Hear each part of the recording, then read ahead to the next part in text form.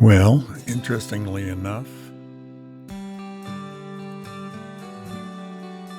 have been given a bad time about having too much rock and roll music in my videos, so I'm going to try and narrate a video just for fun, see how it works. Anyway, I am the drone operator here, and I'm flying out to see Derek on his drill. He's operating a 450 Versatile and pulling a 5710 Bourgault drill, 60 feet, and he has a Flexicoil tank on the back. It's not a variable rate or variable drive. It is all just a very basic down-to-earth system. The tractor is just a manual transmission, manual hydraulics, probably the cheapest Versatile tractor you can buy.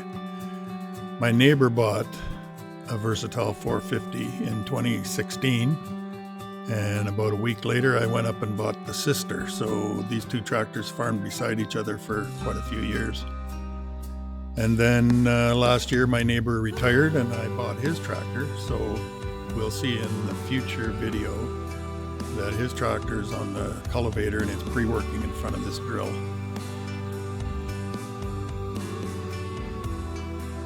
This drill was actually made by my oldest son Adam and myself.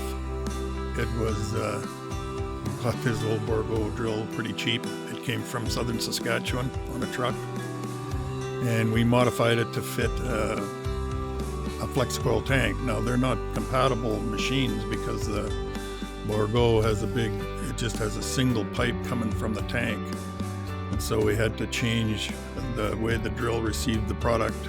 So you can see that there's 8 big hoses coming right to each tower. So I think it maybe is a little more accurate than the Bourgault, I don't know. But anyway, it seems to work fine.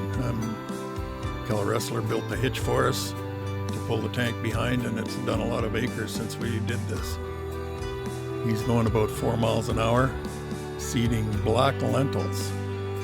Black lentils we sell into Europe. We've done this for years, and we have a good market.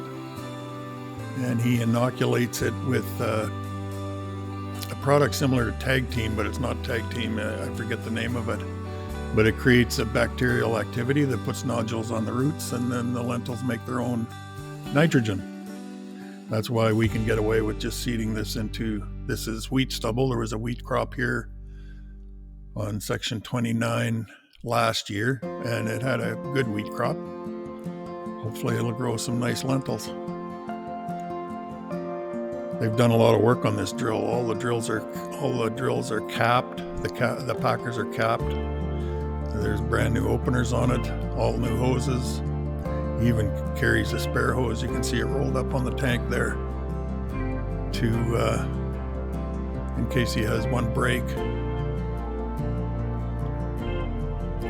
No extra weight on this drill. There's no fluid in the tires. There's no extra weights hanging on it. It's just your basic tractor. There's Derek. You can see his doggy sleeping in the cab there. Maggie rides with him sometimes. She actually spots the drone out the window in one of the future videos. I notice her watching. This is my third drone. It is a very small, light drone. It doesn't do well in the wind. But this is one of the first calm days we've had, so I've been able to get out and fly around, take a look. And they're tricky to fly. There's quite a few controls. You have to deal with the camera up and down. You can turn it with your left hand. It'll turn in a quick circle. And then you move front to back with your right hand or left to right. So once you kind of get the knack of it, it seems to work pretty good. There's Derek in the cab. He's waving.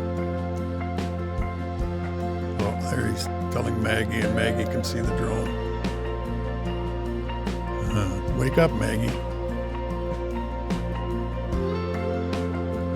So he has an outback GPS system. It turns on the ends, so he doesn't really have to do anything. It'll drive back and forth nice and straight. He has a subscription